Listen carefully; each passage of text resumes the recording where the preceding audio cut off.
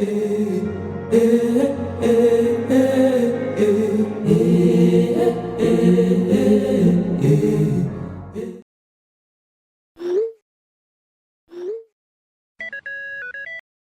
quatrième point que je vais évoquer avec toi, ça va être celui de la confession des péchés. Il est hyper important de confesser ses péchés. 1 Jean 1,9 dit « Si nous confessons nos péchés, il est fidèle et juste pour nous les pardonner et pour nous purifier de toute iniquité. » Proverbe 28,13 dit « Celui qui cache ses transgressions ne prospère point, mais celui qui les avoue et les délaisse obtient miséricorde. » La confession sincère ouvre la porte au pardon et à la restauration. Cacher ses fautes, au contraire, nous enferme et ouvre des portes du coup à Satan de jouer avec nous. La chose que tu caches, c'est la chose qui peut te détruire. Vous savez, quand on connaît une personne qui sait ce qu'on a déjà fait, on a peur que cette personne nous balance. C'est la même chose avec Satan. Et puis Satan n'est pas notre ami tous les jours. Il se réjouit du fait que les gens ne savent pas ce que vous faites en cachette. Satan se réjouit de toutes les choses que vous cachez pour jouer contre vous. Il joue à travailler vos pensées pour que vous ayez une culpabilité excessive. La culpabilité n'est pas un péché, mais la culpabilité qui est de trop, jusqu'au point où tu veux t'ôter la vie, où tu dis non, là c'est mort, je vais aller en enfer, là c'est mort, Dieu ne peut pas me pardonner. La bonté de Dieu se renouvelle chaque jour. Et puis la grâce est disponible. La grâce est imméritée. Mais la grâce est disponible. Le pardon de Dieu est disponible. On dit que Dieu est un Dieu miséricorde de Dieu. Donc à quel moment Dieu ne vous pardonnerait pas? À quel moment? La personne que Dieu a tourné le dos pour toujours, c'est Satan. Vous êtes pardonnable. Et même dans ce point, je vais en rajouter un autre. Apprenez à vous pardonner d'abord.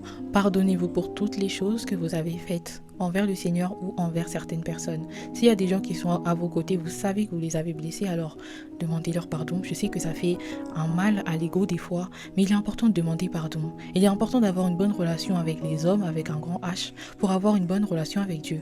Mais pour avoir une bonne relation avec Dieu, il faut aussi avoir une bonne relation avec nous-mêmes. Pardonnez-vous, parce que si Dieu vous pardonne, qui êtes-vous pour ne pas vous-même vous pardonner? Je sais que ce conseil est compliqué. Tous les conseils que j'ai dit aujourd'hui sont compliqués, mais ça commence aujourd'hui. Le cinquième conseil que je pourrais te donner, ça va être de commencer à affirmer ta foi. Sois sûr de toi.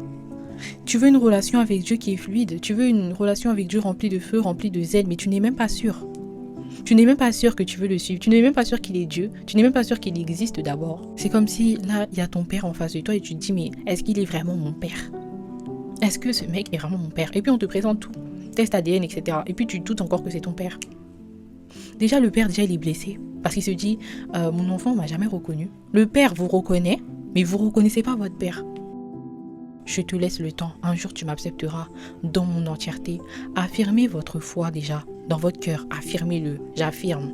Je suis confiante, j'ai confiance en lui, je crois en lui. Affirmez votre foi en public, c'est très important. Matthieu 10, 32, 33 dit « C'est pourquoi quiconque me confessera devant les hommes, je le confesserai aussi devant mon Père qui est dans les cieux. Mais quiconque me reniera devant les hommes, je le renierai aussi devant mon Père qui est dans les cieux. » Romains 1, verset 16 dit « Car je n'ai point honte de l'évangile, c'est une puissance de Dieu pour le salut de quiconque croit. » La foi, c'est croire. Donc déjà, si tu ne crois pas, tu ne peux pas aspirer à une bonne relation avec Dieu. Il faut déjà que tu crois. Il faut déjà que tu commences à croire. Sinon, tu ne peux pas revenir. Comment tu vas faire pour revenir? Comment tu vas faire pour être à l'aise dans cette maison? Le dernier point, le sixième point que je vais évoquer avec toi, c'est le point de l'isolement. Ne t'isole pas. Si aujourd'hui, tu vois que tu n'arrives pas à revenir vers le Seigneur, c'est aussi parce que tu as beaucoup été dans la solitude, malgré toi. Je sais que des fois, ce n'est pas des choix qu'on fait. On ne choisit pas forcément d'être seul.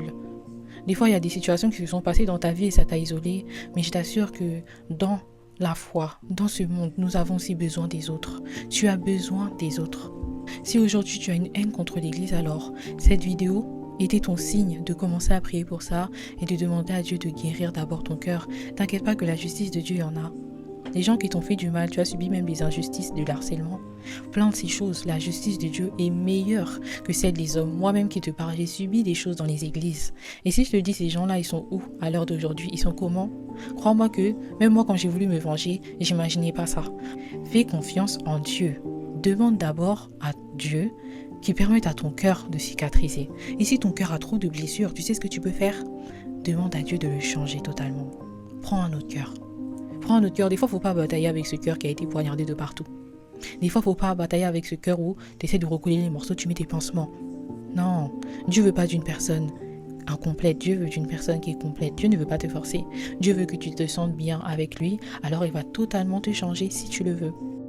Hébreux 10, 24, 25 dit « Veillons les uns sur les autres pour nous exciter à l'amour et aux bonnes œuvres. N'abandonnons pas nos assemblées, comme c'est la coutume de quelques-uns, mais exhortons-nous réciproquement, et cela d'autant plus que vous voyez s'approcher le jour. » Ecclésiaste 4, 9, 10 dit « Deux valent mieux qu'un, parce qu'ils retirent un bon salaire de leur travail.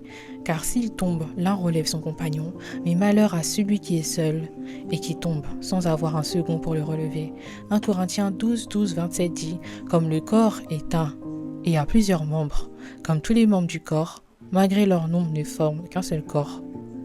Ainsi en est-il de Christ. Vous êtes le corps de Christ et vous êtes ses membres, chacun pour sa part. » Donc moi, ta sœur chrétienne, je suis peut-être les mains. Et toi, tu es peut-être les pieds. Le corps même a besoin de nous. Le corps a besoin de toi. Ne prends pas ton vécu pour ennemi, mais prends ton vécu pour allié. Sers-toi de ton vécu pour témoigner, pour que ces gens-là puissent être guéris surtout. Le corps de Christ, l'Église, les membres ont besoin de toi. En espérant que cette vidéo vous a plu, je vous dis à la semaine prochaine. Restez en prière et restez forts. Méditez sur ces certains points. Prenez des notes et priez. Que Dieu vous bénisse. Bisous.